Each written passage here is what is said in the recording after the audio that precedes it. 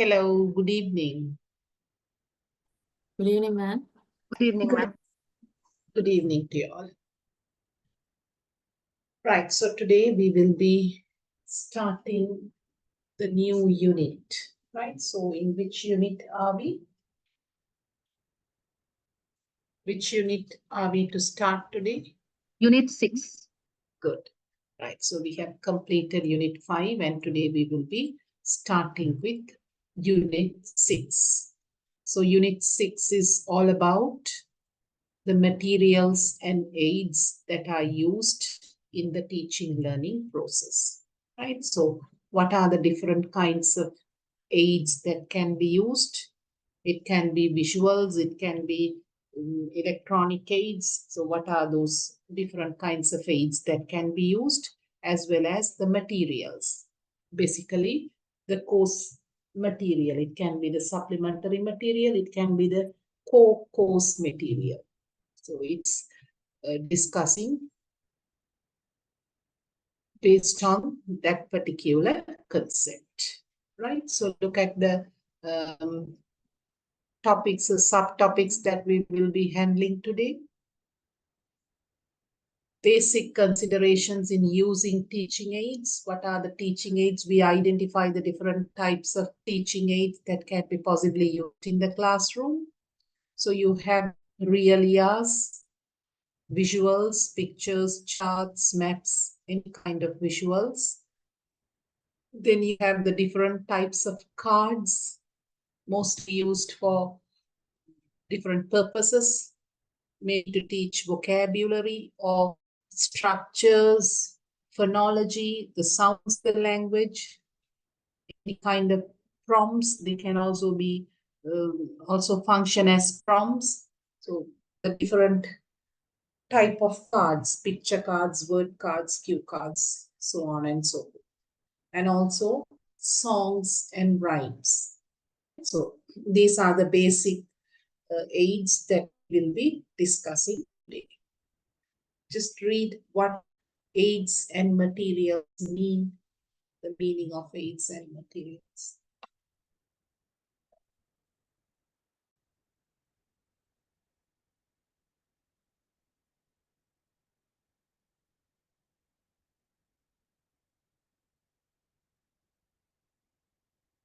Any equipment or resource that can be used to facilitate the teaching learning process of the learner can be identified as aids, right? So it can be any equipment. It can be an electronic equipment. It can be a non-electronic equipment.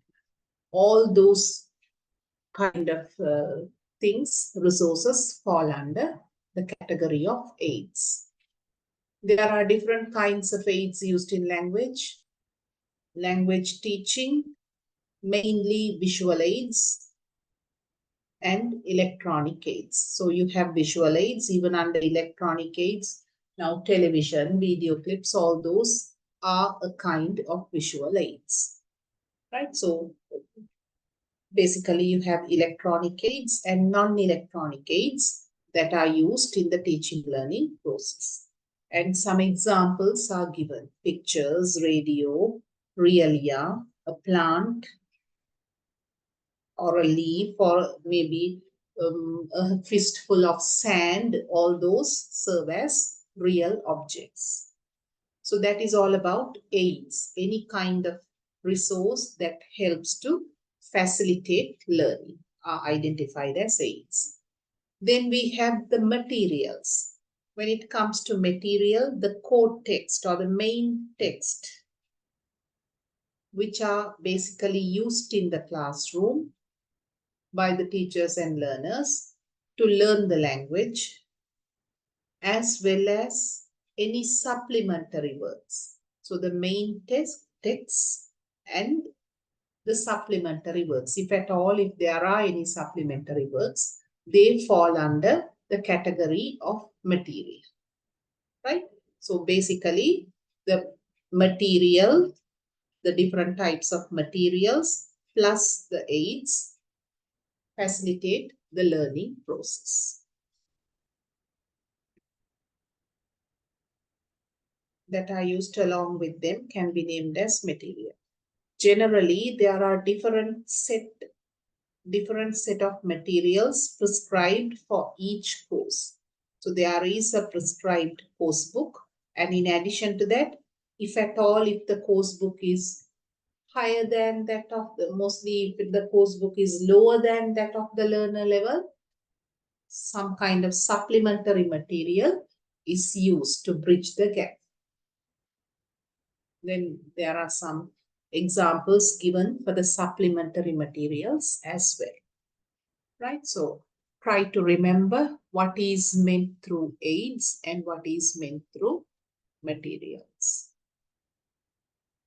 Why are aids essential? Just tell me some reasons why we need to use teaching aids, any kind of teaching aids. They can be electronic or non-electronic, visuals, real ears. What is the purpose behind using them? Even without any aids, we can do a marvelous lesson. So why are aids needed? What can It brings the active learning and learner-centered. make learners learn actively or maybe attentively? Facilitates learner-centered education. Any other important reasons? To explain the content. Right. To explain the content effectively or to explain the content without less hassle. So if you just show a picture and try to establish the meaning of the content, it will be more effective than describing the meaning or explaining the meaning. Anything else? For record purposes for the teacher? For what purpose? Record, because we have taught to show that we have taught the lesson and we have done some work with the children. Maybe as a proof, as evidence to Yes, maintain. and there'll be when it's said learner centered, there'll be different type of learners. So so Cater they yeah. some visual learners are there. So it's better to have something that it will help them more in their understanding. Right, to cater to the diversified types of learners, visual, auditory, kinesthetic. So if we have some aids, that will definitely cater to different, it will be possible to cater to different kinds of learners. One more thing concerning the duration of the lesson or the time frame.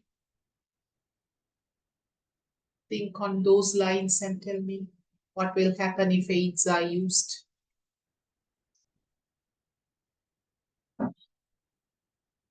If aids are used, the duration of the lesson will extend, but a teacher can effectively use the time and the aids to convey, to teach a bigger lesson even if she wants to, but that depends on the type of aids that she uses. Yes. So mostly to manage the time effectively. It can extend or based upon how that aid is being used, even the time can be managed properly, right? So in most cases, to minimize the time or to manage it properly. Now, if you use an OHP, then writing on the blackboard, it helps to minimize the time.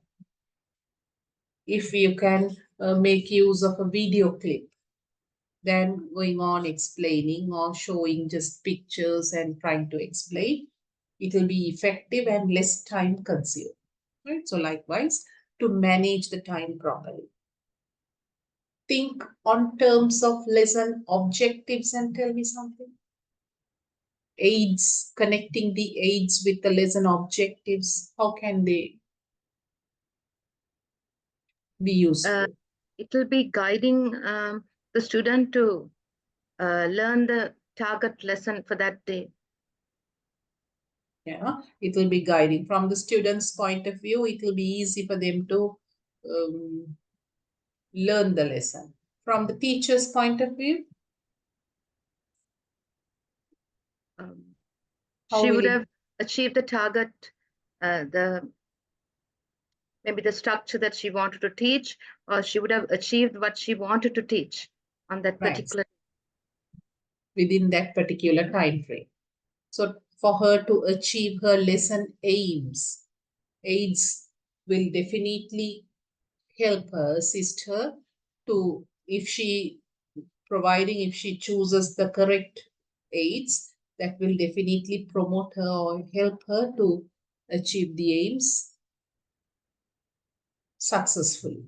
If not, still she can achieve, but you can't be 100% sure whether it will be possible for her to achieve the lesson aims as planned for the learners to learn the lesson effectively.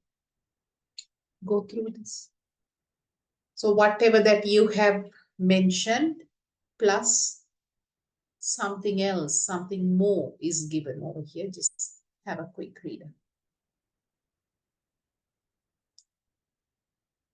To remember, recall concepts, very important. Soon after we teach, if we don't use any aims, and if it is just going to be a lecture method, there is a high tendency for the learners to forget. If we are to use any aids, definitely that can be a touch point for the teacher to recall the previously taught lessons. It facilitates the memory of the learners as well to remember what they have learned. Reduce teach talking time, very important, promotes learner-centered learning. Touch point we have already mentioned. Makes the class more dynamic and fun. It helps to create a rapport between the teacher and the learners. So when the teacher is really prepared, when she is using any kind of aids, the students will develop a liking towards that particular teacher, and there will be a good relationship. And also the class too, the learning atmosphere will be definitely pleasant and happy. Objectives you mentioned. Develop a liking in the learners towards learning, that also somebody told. Help in interaction among the learners, to promote interaction. It can be group work, it can be individual pair work, to facilitate learner interactions. If you give them a picture, they are forced to speak about the picture. If you show them a video clip and ask them to answer questions or discuss about it, they are forced to interact. Right? So always aids promote learner interactions in the classroom.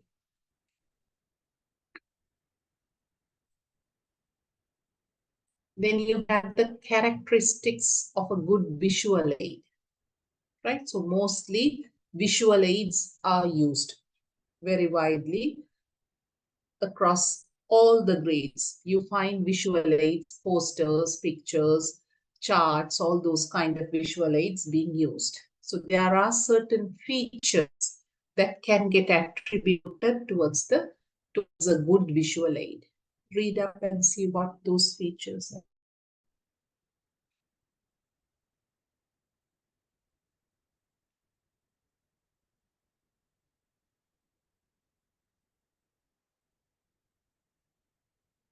Clarity, first and foremost, clarity. The visual should be clear. It should convey the idea that it is supposed to convey. If we are showing the picture of a park, and if it appears to be like a beach, then that is not a good visual aid. It is not clear. Or if there are certain objects that are not clear, if the cat seems like a dog, or if a small baby seems to be like a bird, then that is not a good visual aid. So the clarity of the visual becomes very important. If it is not clear, definitely there will be ambiguity. There can be different interpretations and there will be some kind of a puzzling situation created. Better not to use a visual like that. Even without a visual, you can do a lesson, but this will be definitely misleading the learner. So the initial or the very first feature is to use clear, unambiguous visuals. The visual should be clear and unambiguous. Then the visibility. It should be large enough for each and every learner who is there in the class to view it. Even the backbenchers should be able to clearly see it. Right? In most of the cases, the visuals are so small that only the first few rows can view it. The rest of them, they just look for the sake of looking at it. Right? So the visibility, the clarity, the visibility, of course, attractive and appropriately designed, using the colors, very colorful or eye-catching, particularly those visuals that are being used in primary grades, they need to be attractive to attract the learner. Durability. We can't be making visuals every now and then. Whatever we have made should be durable enough at least to use for several times. And economically made. Motivate the learners in their learning process. It should assist them. Just for the sake of using a visual, it's not good to use a visual. If I happen to use a visual, I can score some marks for the teaching practice with that intention. If a visual is being used, then of course it won't fit into this category. Right? So definitely whatever the visual that is being used should promote learning. Without misleading the learner, it should promote him to learn some new knowledge. And availability or preparing economically. Right? So easy to prepare or economically without much expense, teacher should be able to prepare the particular visual. So these are some of the features or characteristics. There can be several. Even a few more can get added to this list. But these are the basic characteristics that we need to definitely observe. Clarity, visibility, attractiveness, durability, motivating or encouraging, and economical. Right? So just keep these in memory. At least a few you have to remember. Then you have different aids that are mostly used in a language classroom. What we talked about earlier, the characteristic or the features related to the visuals can get applied to any discipline, not only towards language, even with mathematics, scientific subjects, with any discipline, you can apply that. Here, specifically, when it comes to teaching language, we use multiple aids, teaching aids. So all those or most of those are given over here. Read first.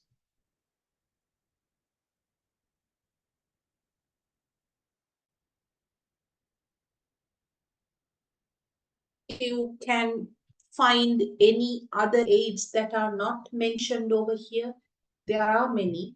If you can remember or if you are able to figure out any aids that are not mentioned here, can you please come out with them? Madam, what do you mean by really? Relia, What is it? The initial one, this one. yes, the first one. Realia. Realia means real object. Any real object that we take to the class is identified as realia. If you just pluck a leaf and take it to the class and try to teach something of it, leaf is a realia. If you take a fistful of sand and explain something that is connected to that, the sand becomes realia, any real object.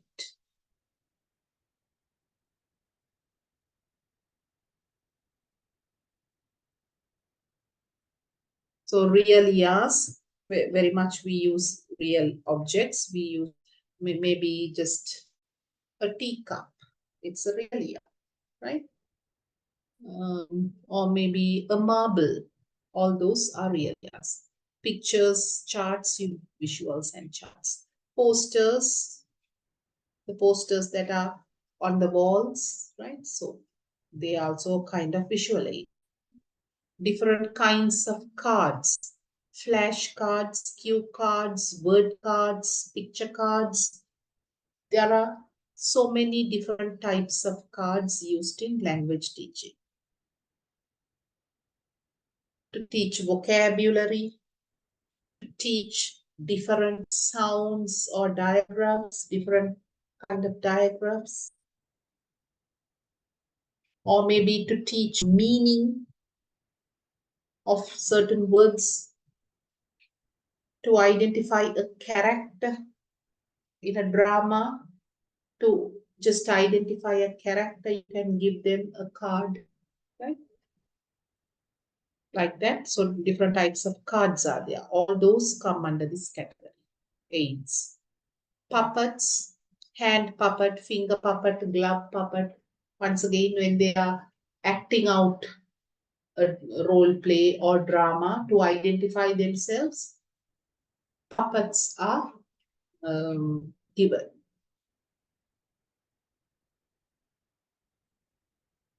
Illustrations, graphs, all those different kinds of charts, illustrations, graphs, flow chart, bar chart, all those things. Handout, songs and rhymes, games, crossword puzzles, word games like Scrabble. Then under electronic devices, you have television, slide projector, overhead projector, video, cassettes, you don't have cassettes now, CDs, film projector, and different types of electronic gadgets are there. Right? So whatever that is highlighted over here, we will be focusing more on them. Here comes your realia. Read. Realia means real objects. Why are we using them? And when are we using them? Mostly for presenting vocabulary. When you do a vocabulary related lesson, we find realias being used very often, right? Any kind of real object. If you just take a safety pin, that is a realia. As visuals to present and practice structures. Singular, plural, any kind of grammatical structure, right? So by making use of realias, you can teach different grammatical structures as well. Like singular, plurals. Think of something else that you can teach. Any other structures where you can use realias to teach. Adjectives, right? Comparatives, to teach comparative adjectives.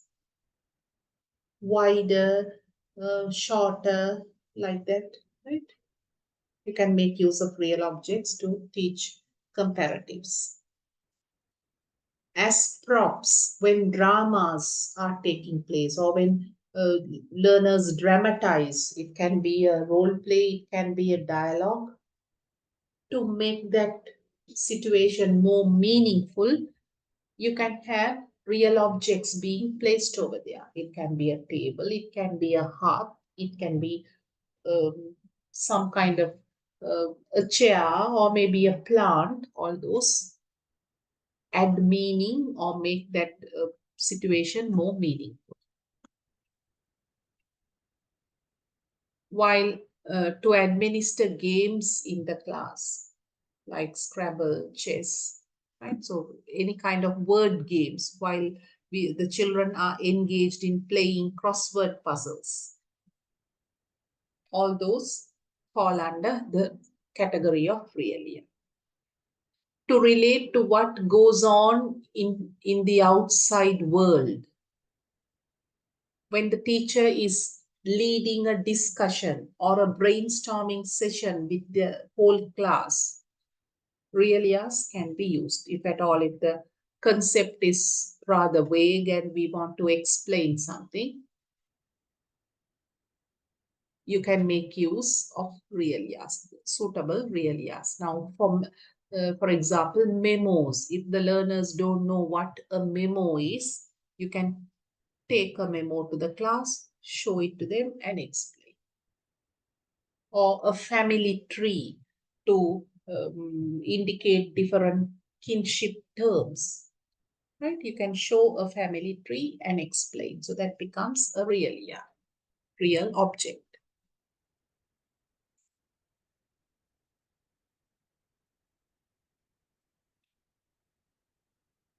Some realias that could be used in language teaching. Actually, realia means real objects, but there are some other documents. Now, when it comes to celebrities, you can't get hold of celebrities and take them to the class. Thereby, the nearest realia is the photograph. So if you take a celebrity's photograph, it serves as a realia in the class, right? It can be the photograph of a president of the country, or maybe some other hero, or any kind of celebrity, a singer, an actor, sportsperson, sportsman, menu cards, weather forecast reports, all these, just go through them.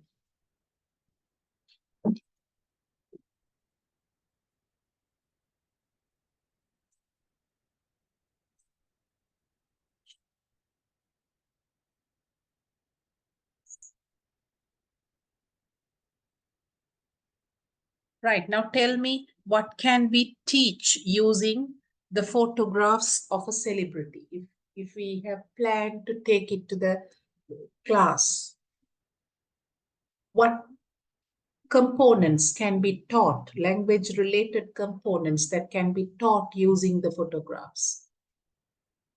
One is, you can make them talk about the appearance. It can be the facial expression, or maybe the physical appearance, hair, shape of the face, limbs, height of that person. So one is the physical appearance. What else can we teach? Making use of a photograph. Remember, this is a celebrity, so most of them will know that person. So what can we teach?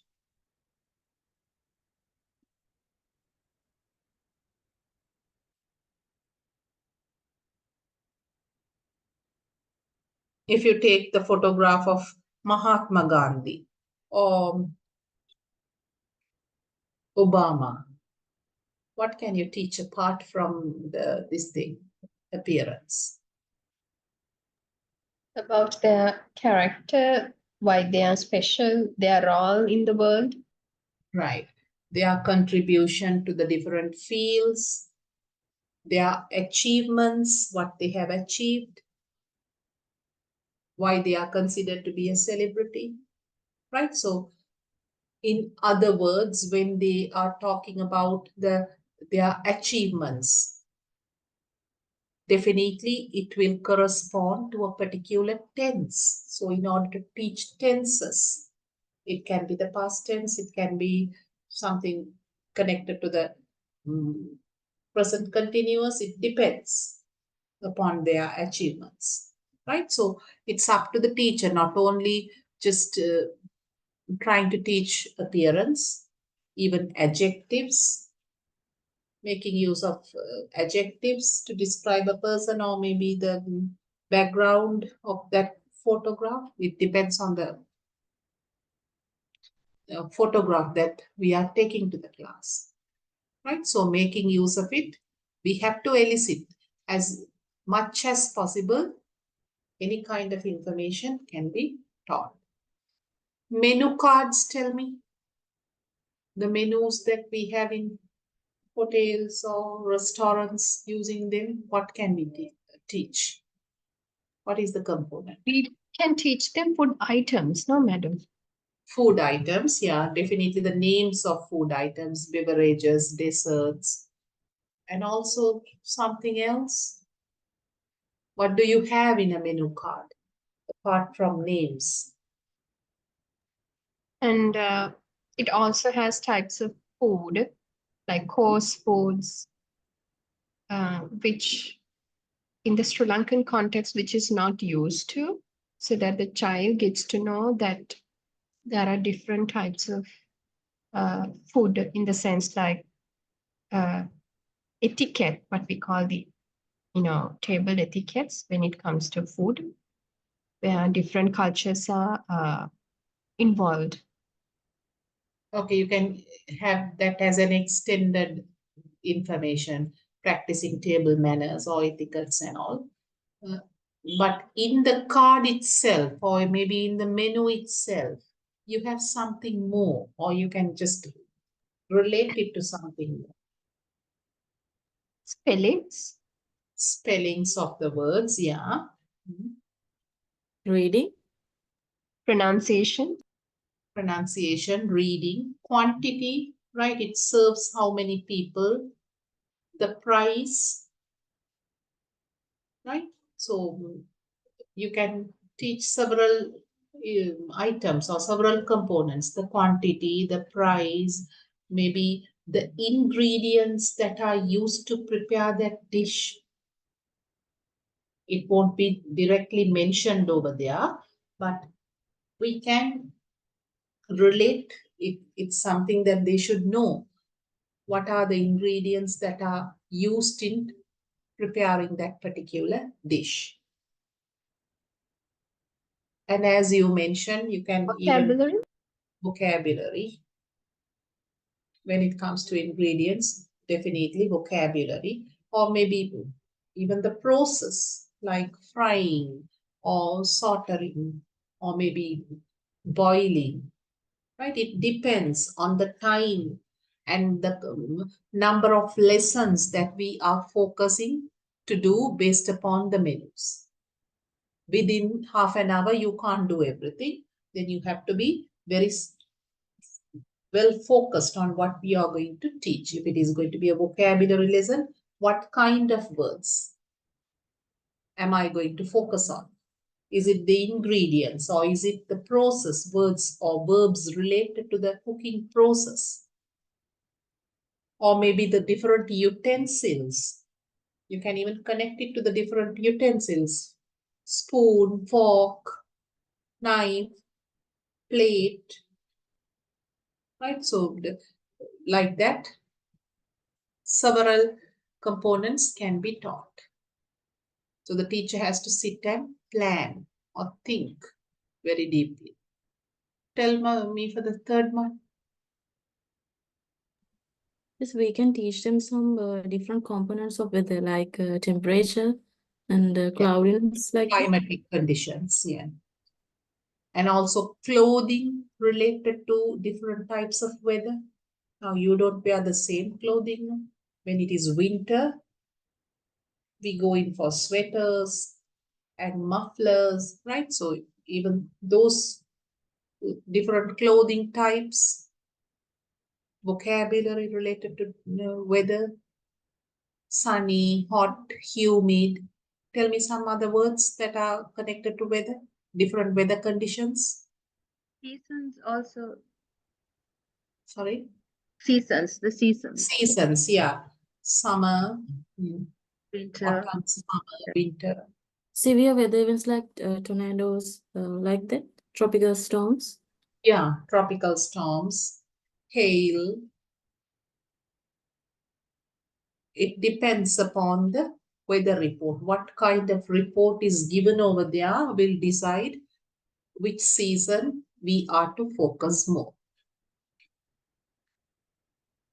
Hotel pamphlets, any kind of, it's more or less like notice, not notice actually, a sheet with information related to the hotel setup.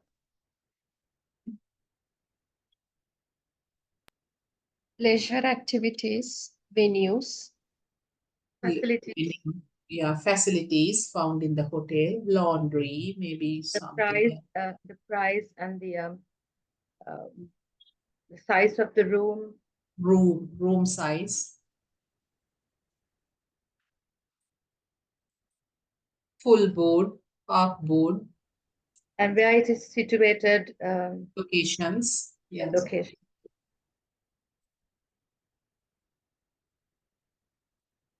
So see, now all these, we don't, most of these are supplementary. You don't find these very often used in the course book. There are certain different kinds of realias used in course books. You find activities based upon menu cards and all.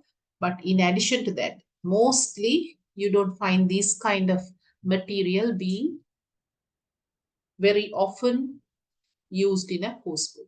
So these may seem very trivial or insignificant, but definitely you can make use of them and do a very realistic lesson. In their day-to-day life, they come across these things and they should know what is mentioned over there. Map, tell me for map, using maps, map of a city, map of a village, or maybe the school map itself.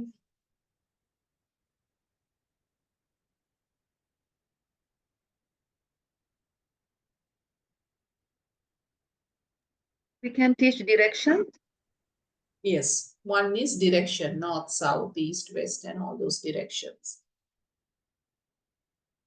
Locations, Yes, the location. museum, mall. So different places that are found in a particular location. Anything else?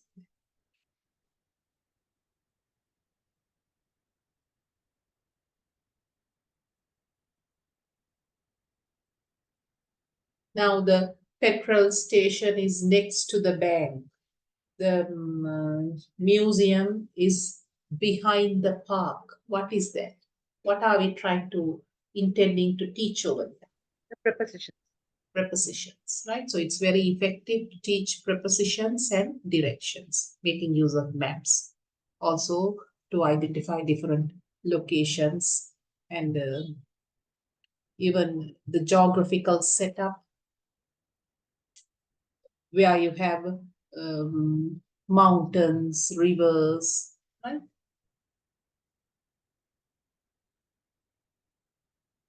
Then train, subway, bus ticket, train ticket, all those things.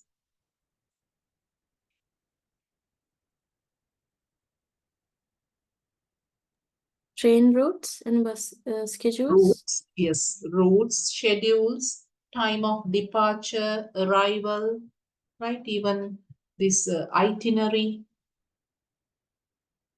airplane, right?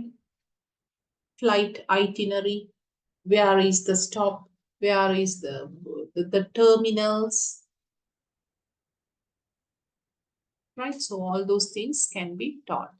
The price, the fare that is connected to the journey, the distance that they need to cover, the time duration.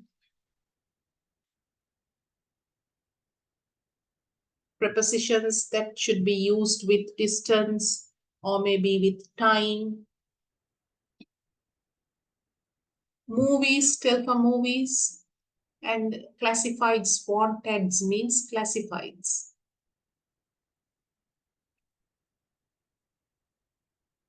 Using a movie, what can we teach? A short film or a short movie? What is the skill that can be mostly emphasized?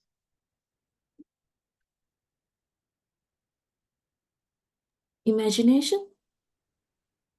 Yeah, they can imagine. No, you make them view the movie and then what can be done? They can try to imitate, or they can repeat sentences, dialogues. Yeah, pronunciation. So they can talk. No, it's speaking skills. Several activities can be done after watching. You can make them to discuss about a particular character or the end of the movie, or maybe a particular incident that has taken place. Is it fair? Is it correct to do like that? Right? Or maybe describe a character. So listening, speaking, mostly it provides towards listening and speaking. Movies, concert schedules, not concert schedules, concerts, viewing concerts and reviewing them. You can teach them to review things, speaking skills. Other than that, even vocabulary. Figurative languages. What language? Figurative languages, like the different meaning of Yeah, yeah. exactly. Is common expressions? Common expressions used, idiomatic phrases. Depending on the learner level, you can make use of it. Now, the movie plus the learners who are watching, their level of the language needs to be taken into account. Want tags, classifieds that you find in relation to properties, or maybe not only properties, it can be related to any kind of job situation or selling certain things, motorbike or furniture, like that.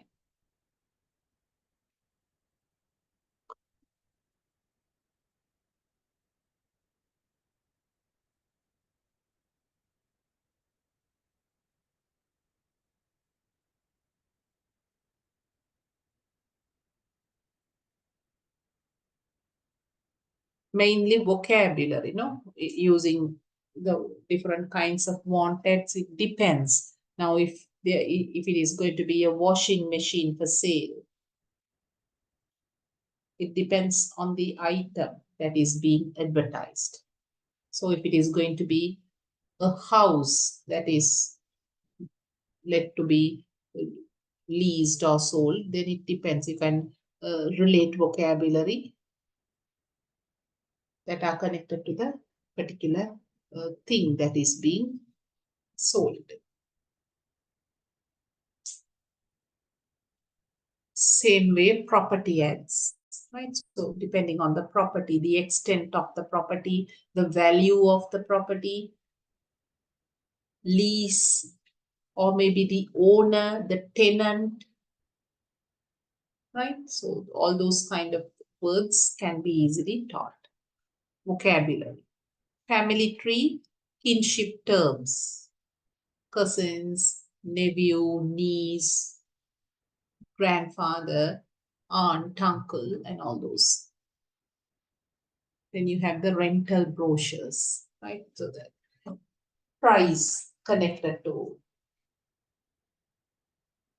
the vehicle, or maybe the duration, the facilities that are found over there.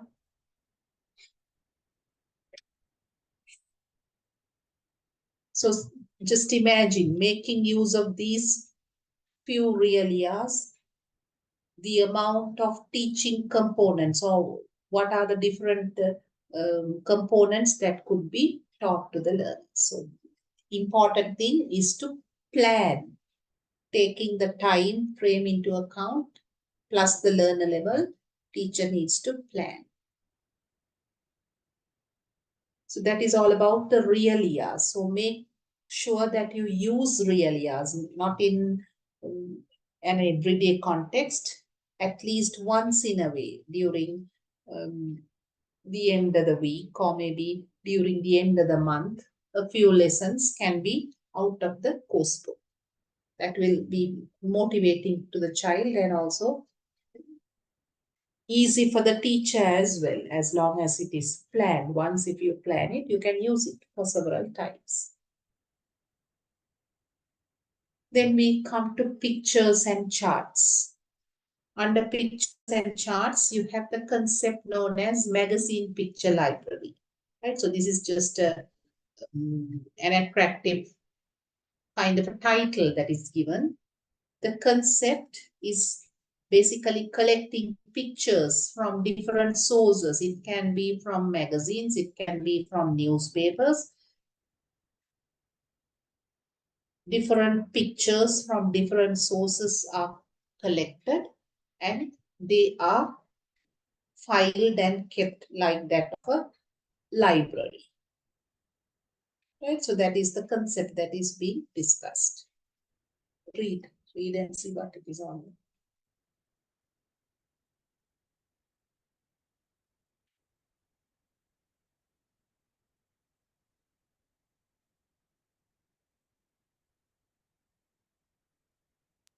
Madam, can you please show me the slide 11? Please hold on, madam.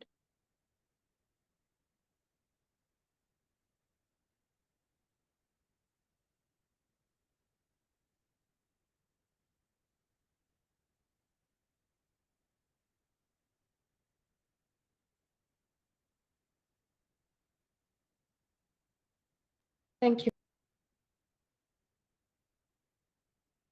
Right. See, the collection of pictures found in the magazines, free pamphlets, greeting cards, brochures, catalogs, newspapers, and other similar materials. So whatever the throwaway material, mostly the discarded ones. Making use of the discarded materials, we cut pictures and collect them. And we need to categorize them based upon the topic or maybe based on the color, according to the convenience of the teacher. They can be, it's better to categorize them and have, so it's easy for the teacher to use them. Useful in practicing vocabulary. Even if we are not prepared or even if we are unable to do a lesson, by using these kind of pictures, we can make them to build up a story randomly by distributing the pictures. You can make them to build up a story, a set of pictures, or maybe to speak about the picture. If the material or the resources are at hand, we can definitely make them to do any kind of suitable activity. So we can make it into a speaking lesson, or maybe mostly pictures are helpful in creating speaking lessons, instant speaking lessons. Give some instructions based upon that picture, what is happening in that picture. Or maybe a vocabulary lesson. So it will be a very useful thing. A collection of pictures will be definitely useful. So without just throwing away things, make use of them. And the only thing is we have to be systematic and collect them, put them into files and separately have them. Useful in practicing vocabulary, structures, singular plural, sentence structures, present tense, past tense, depending on the picture. Now you can't just generalize things. Based on the picture, you have to decide. Descriptions, role-playing basically constructing small role plays, story building, right? All these can be done. The only thing is the availability of the picture. Choose colorful pictures. That's very important. If it's going to be just black and white pictures, they are not going to get motivated, and it's difficult to describe and make use of to turn it into a vocabulary lesson and all. Try not to use pictures that have too much detail. Let the pictures be direct and simple.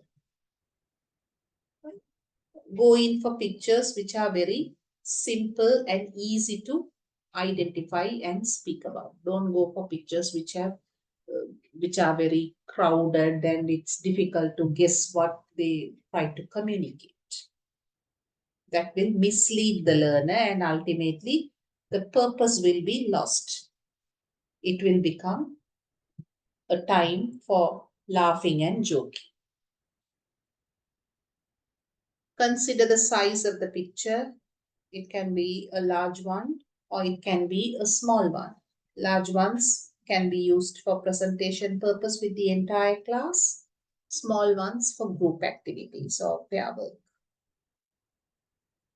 So that is about pictures. More than what is mentioned over here, based upon the creativity of the teacher, they can be utilized differently. Then you have charts. Read how charts can be used.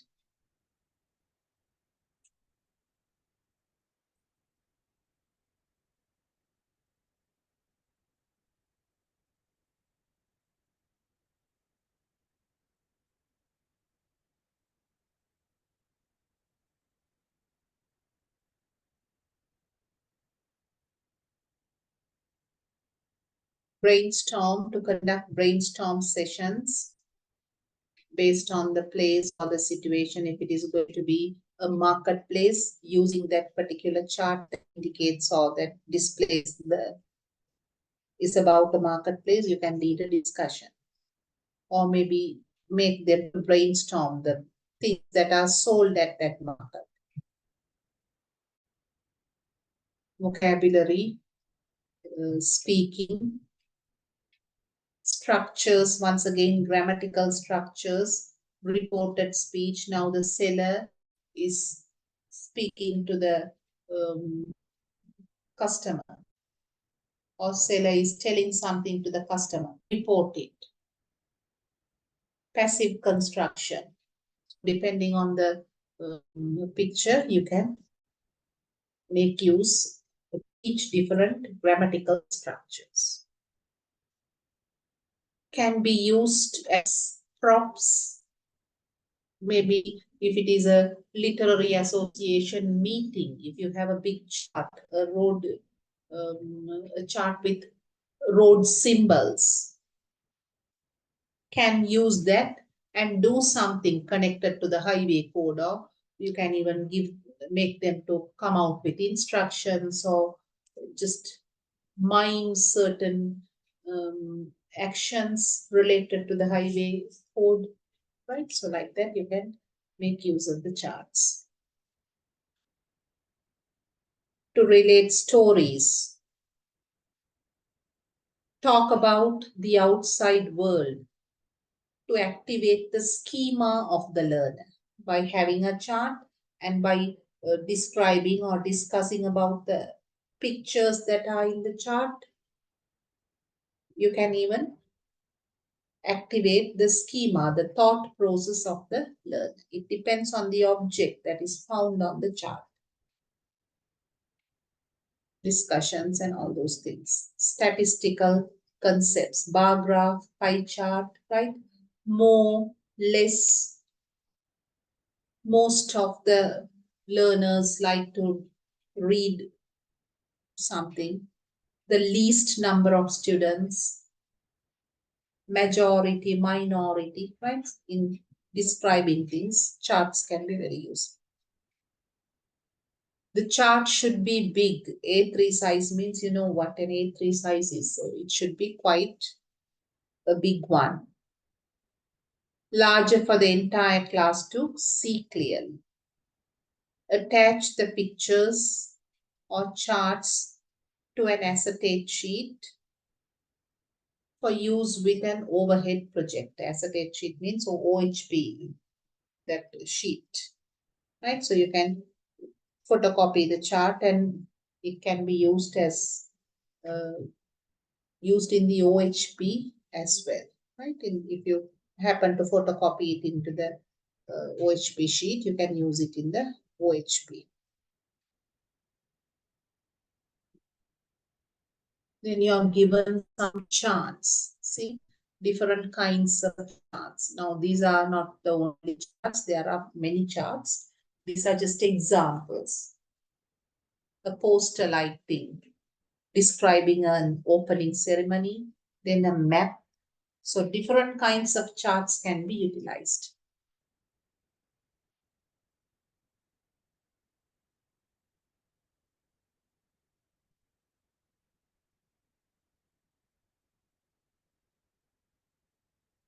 Then we come to the flash cards, word cards, cue cards, picture cards, different types of cards. Right? So under the aids, what are the aids that we have discussed thus far? Tell me the names of the aids that we have discussed. What was the initial one?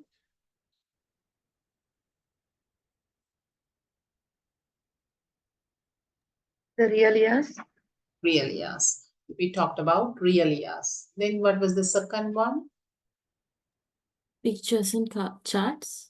Pictures and yeah. What library?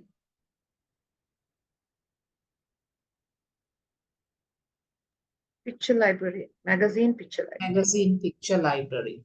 After that,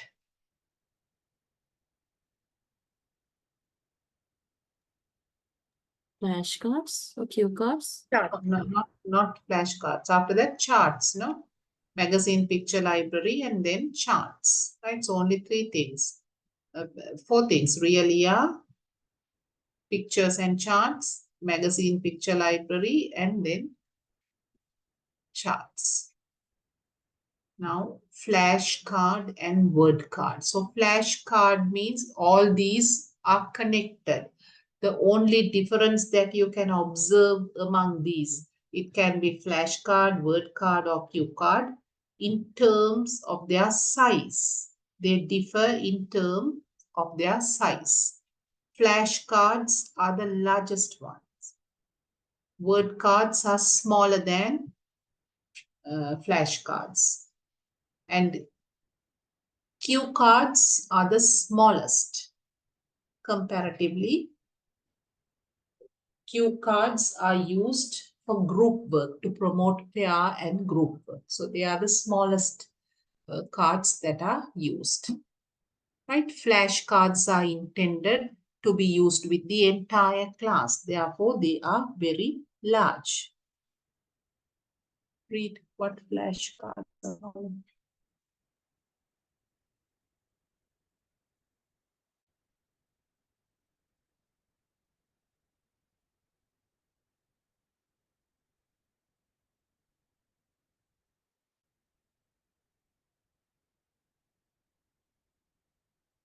Flashcard is any flashcard is any of a set of cards bearing information.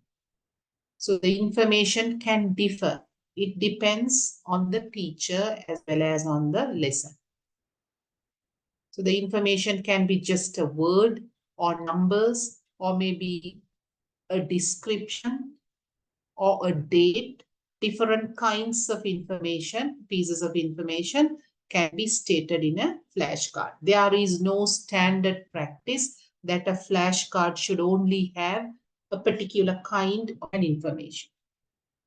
Right? So there can be different pieces of information written on a flashcard. They can also be used as classroom drills. The teacher is modeling a particular word. Let's say you want to teach them the word atmosphere.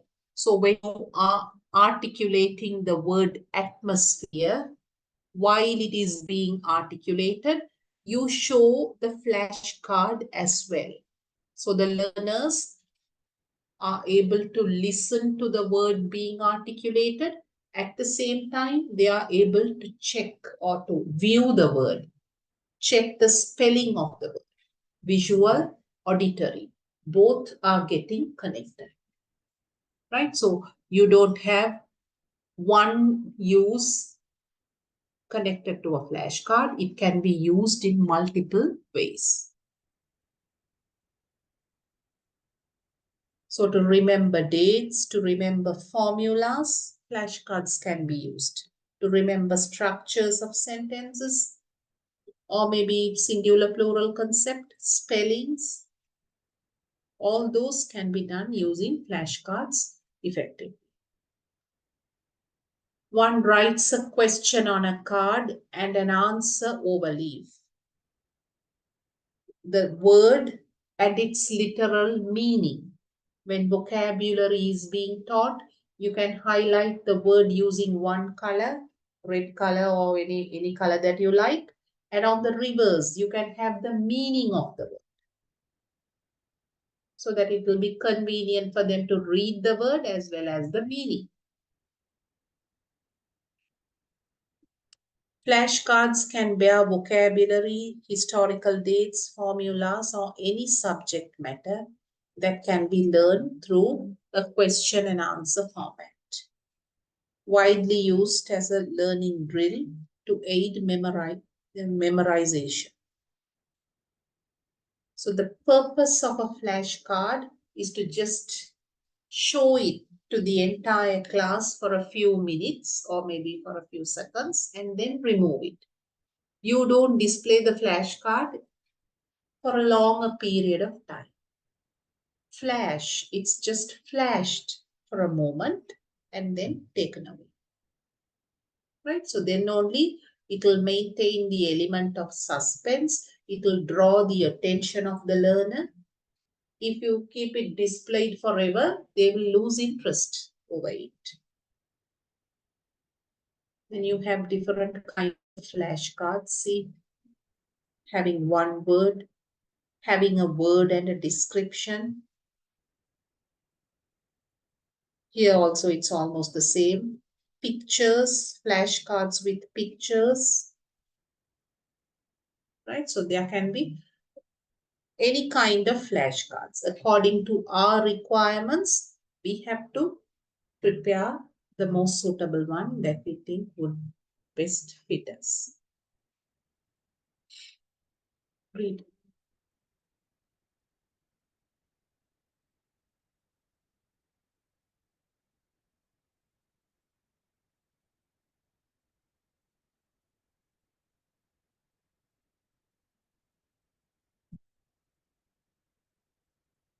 Can be prepared by using old magazines, so you don't have to spend much on buying bristle board or color papers and all those things, right? Making use of the waste material, the box board or the cardboards that are in the packages, all those can be turned into flashcards. Magazine papers and waste material, these can be prepared. They may contain bits of language from one letter to a word, or can have a word phrase, sentence, clause, morphemes, right? So flashcards can contain different kinds of information. We looked at it. It can be just suffixes or prefixes alone. The prefixes or suffixes can go with some other words than having the entire word being written on the flashcard. Uneducated. So you have un in one flashcard, ed suffix in a different flashcard, and you have the word cards as well. You give them the entire set, they have to construct the words. Words should be written legibly, that is important, and there is a lettering size, a standard lettering size that is followed when it comes to making flashcards so that the entire class can view it clearly. 2 inch by 2.5 inch, the size of the letter, right? So this should be observed. Other than that, you don't have any other standard rule being practiced over here. It should be, of course, clearly written and visible. Having a separate set of separate flashcards based on different topics would be useful. Sports related flashcards, culture related, shopping related, depending upon the topics that are found in the course book, we can go in for flashcards, similar flashcards. We have given the example. Can be used as labels in wallpapers and other visuals. Now remember, flashcards, I told you, they are not to be displayed. You just flash it and take it away. But if at all, if we are going to display them on the wall or maybe on the blackboard or on the notice board, then they don't happen to be flashcards. They cease to be flashcards and they are identified as labels. Parts of the body. You label the different parts of the body using flashcards. So the flashcards are now turned into labels.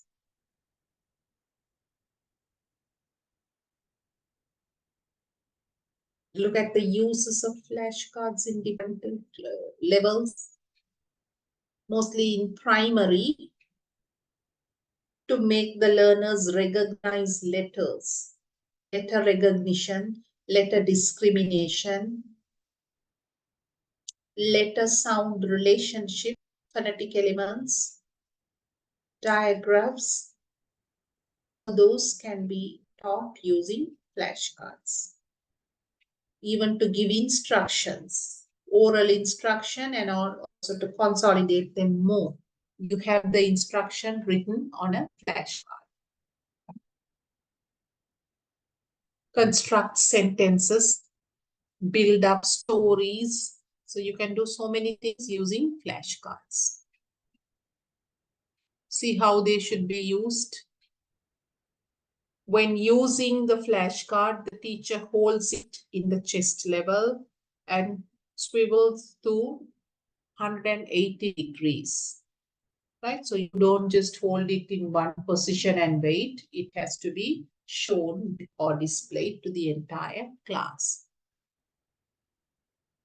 Within a few seconds, you have to do that. For as long as it is required. So you don't have it for more than 5 minutes. You don't usually have a flashcard. Even less than that, within 2 or 3 minutes, the flashcard needs to be removed. Word cards are similar to the flashcard. I told you word card, flashcard, cue card, all these are related. They are similar but smaller in size. They are meant for individual and small group work to be worked in small groups. And the lettering size, not the lettering size, the size of the word card is given over here, right?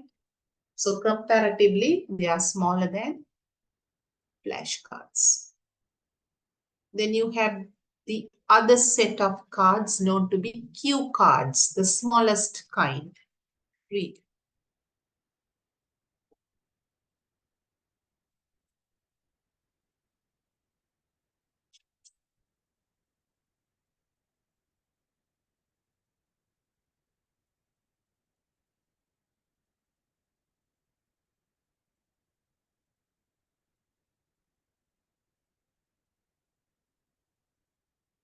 Mostly used for pair and group work, right? So flashcards are intended to be used with the entire class here to promote individual, pair, group work. Can be used to present language structures, any prompts or vocabulary, formulas, whatever that we want to provide to the learner can be written on these cue cards and distributed. Now, this is how they appear. They are very small. You can just have them in your palm. Most of them have small pictograms. Cue means basically small pictures. But there can be cue cards containing only words without any pictures. Depending on the learner and the requirement, you can add the picture or you can even just make it a simple thing without the picture. Used to record points. That was why they were used initially, to just remind a person about several points. Now, when we when we go shopping, we take a shopping list with us. Usually you don't carry a big lengthy shopping list, it's a small one.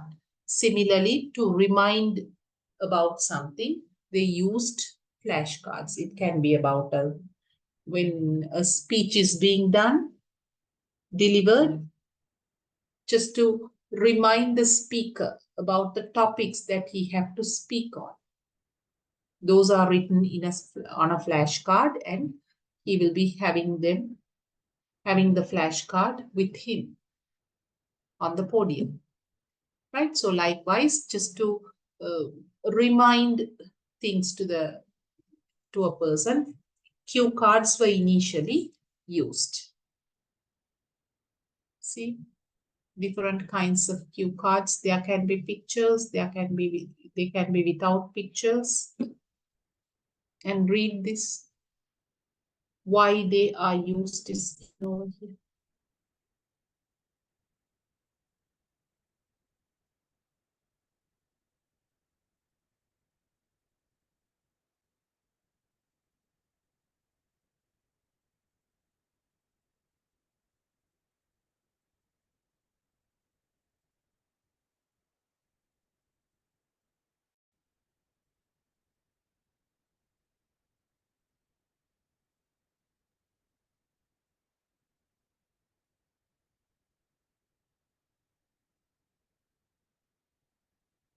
Look at use of cue cards, usage. Portable, nobody will actually know that we are having a cue card. It's so tiny. Easy to take down notes, note down things or note down information. To remind or maybe to keep track of new words. Whenever come across a new vocabulary, just to note it down, or to remind ourselves of certain words that we very often forget. For self-study purposes, to take short notes or maybe to remember a year or any particular concept.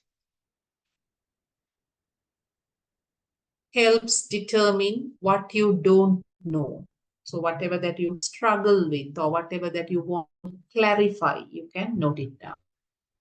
Formulas, and you can use it anywhere at any time, right? They are very handy. Comparatively, you can't carry a flashcard everywhere. It's impossible. But a key card is very handy to carry, and it performs far more than that of a flash or word card.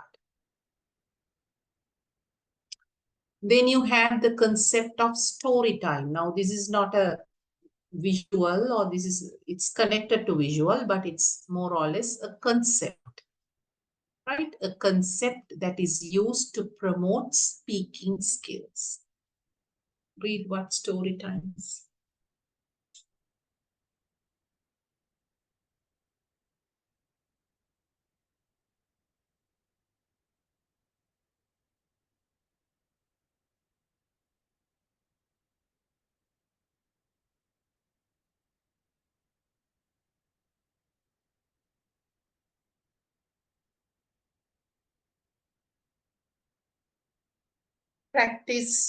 Provide practicing using different tenses when the learners need to use different tense in relating a story or maybe in different instances.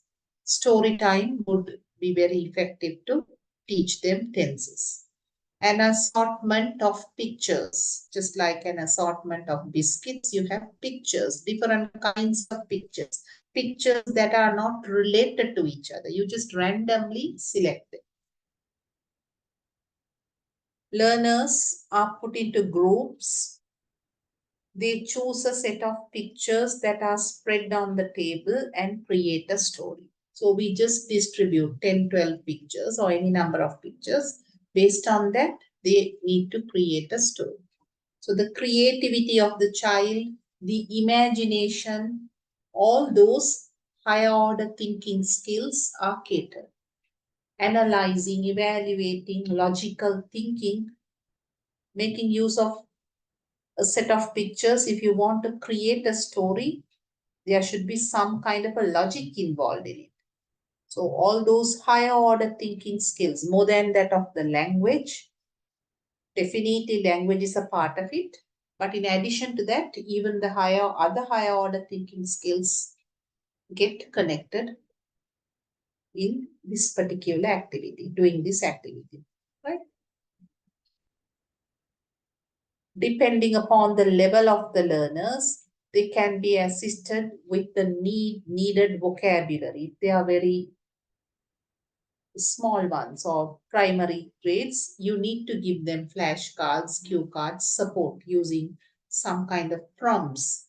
Using those flashcards, cue cards, or any other prompt, language support should be given. With the able ones, you don't need to worry much.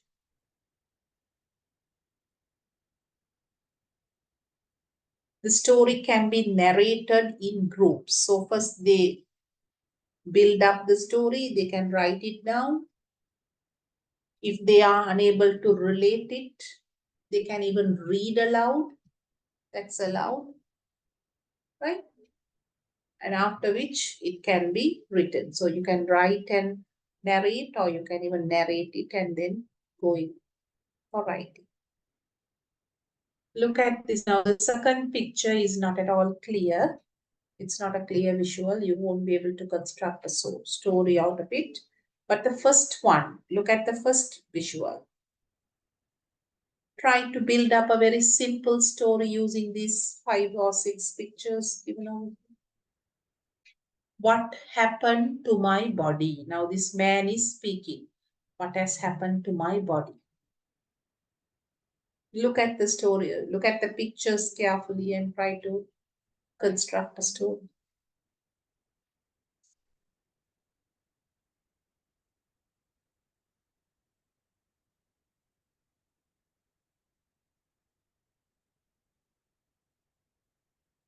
So the first picture says, if you are unable to read it clearly, I'll read it for you. The first picture says, every day in my native country. Native country, what is he doing? He's walking. And what is this? This cart over here. What do you find in this cart?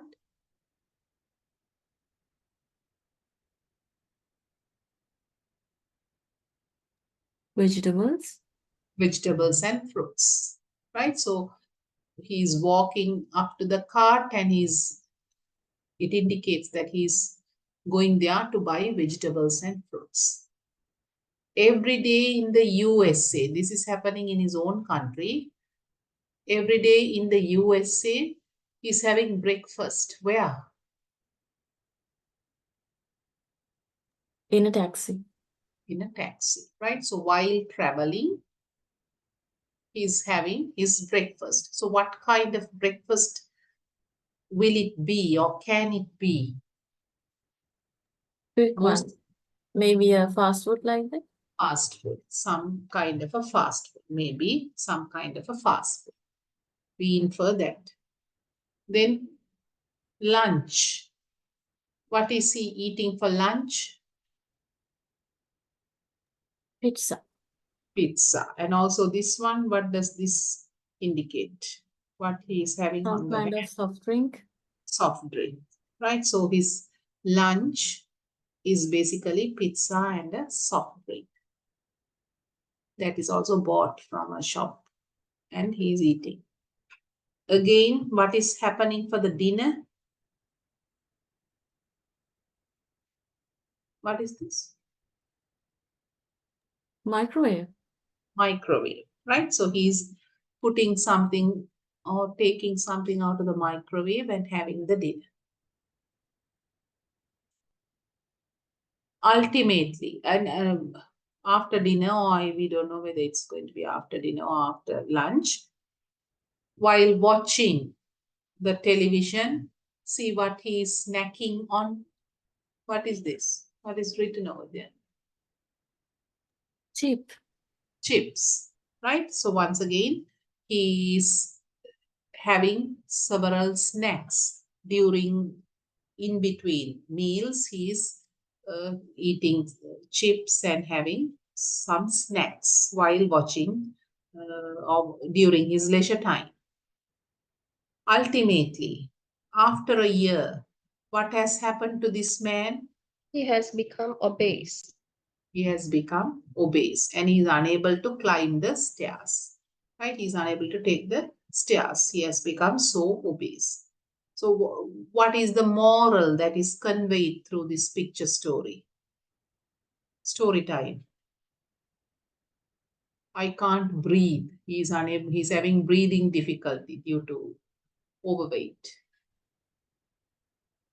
What can be the moral? There can be several morals, but just think of a possible moral. I think if you want to live a healthy lifestyle, we should avoid eating fast foods. We should have Fast. healthy foods. Right. So How healthy. change of culture has affected his lifestyle. Yeah. How a different culture has brought about health issues to him, how his personal life has got affected when he tries to fits himself into a different culture, fit himself into a different culture. The need of healthy eating habits, right? So there can be several morals that can get related to this story. Now, our concern is not on the moral, but building up the story, making them at least write one sentence for each of these 6 pictures and construct a logically meaningful story. Right? So this kind of an activity is known to be the story time. Now here it becomes easy because all these pictures have some kind of a connection. There is a connectivity. But when randomly pictures are given, it will be really challenging.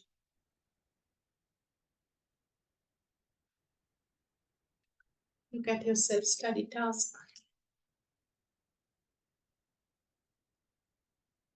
Define the concepts, materials, and aids. Discuss their importance in the teaching learning process. Why should we go in for materials, supplementary materials? Why should we use different kinds of aids, teaching aids? You have to just construct a paragraph, a small paragraph. Tell me the characteristics, any 3 characteristics of a good visual aid. We discussed about it. Can you just come out with any 3? Clarity of the visual. 1. Attractiveness to the learner. Right. Being attractive, attractiveness. Motivate the learners in their learning process. Yeah, motivate them. Yeah. The second one. The visibility, it has visible, yes, to the whole class. Should be visible to the entire class. So likewise, don't mention 3. You mention all the characteristics of a good visual aid. 3 examples for each of the following. Really ask. It can be a stone, it can be a piece of cake, it can be a candle, anything, right? Just mention any 3 really ask. Flash cards, word cards, cue cards. just explain. You can't give examples. It can be the names of animals when it comes to flashcards or any kind of vocabulary item. Visuals, charts, graphs, maps, right? Just give examples, any 3 examples for each of these categories. Tell me, what did we discuss today overall, starting from the beginning? Let's have a quick recap and then wind up the session. Tell me from the beginning, what did we start off with? The title is What are the aids and materials? Right. And then we discussed what are aids, why is essential for teaching. And then we looked at good visual aids, the characteristics of the good What visual are aids. materials? Just give me some examples for materials. What do you understand by the term material? What does it signify? Are the aids that we use for teaching? No, that is resources, aids that are separate. Material means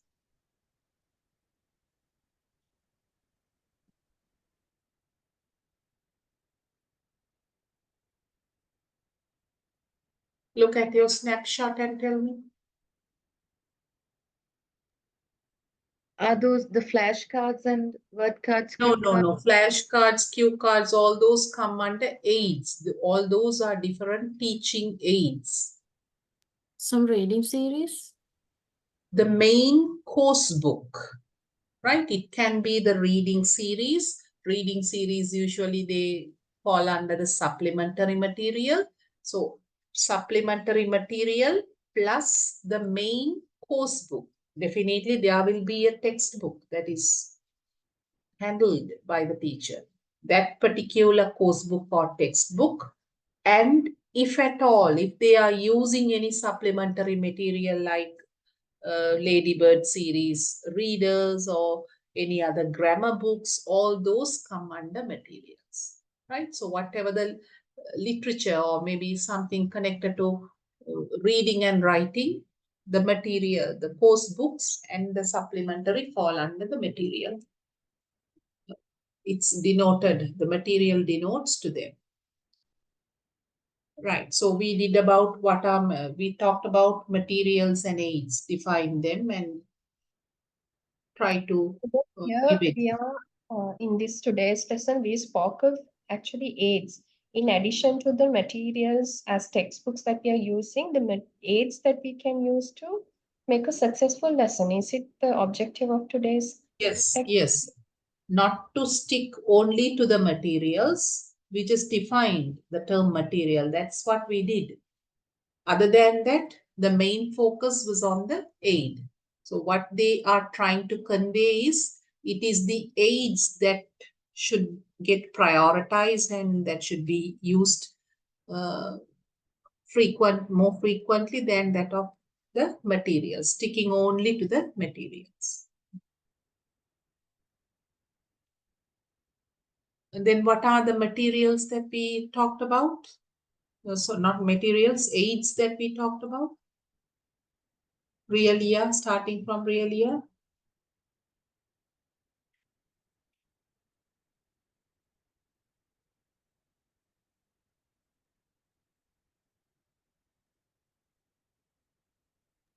Pictures. Pictures. Pictures, charts, Charts. Mhm. Flashcards. Flashcards.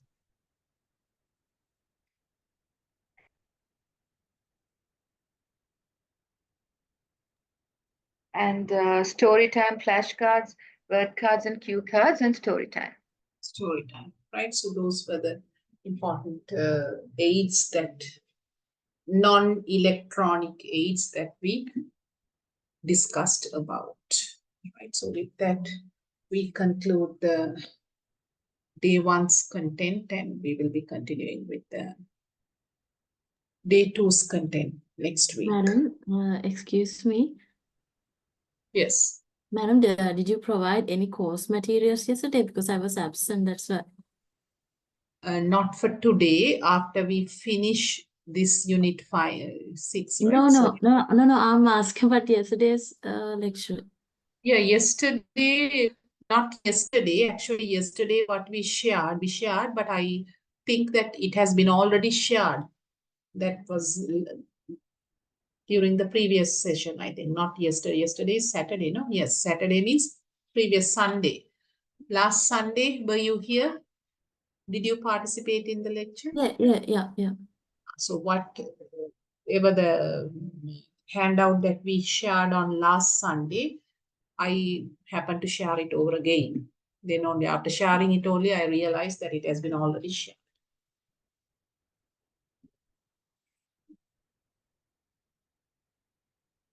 Right, so that's it. Other than that, I didn't share anything new. And today there won't be any handouts. After we conclude this unit, I'll be sharing it. There's only one handout related to this. I'll be sharing it with you. Are you in need of any slides of today's session? No. Okay, then we'll wind up and I'll be meeting you on next Saturday. Okay, then. Good night. Take care. Good night, ma'am. Thank you, ma'am. You're welcome.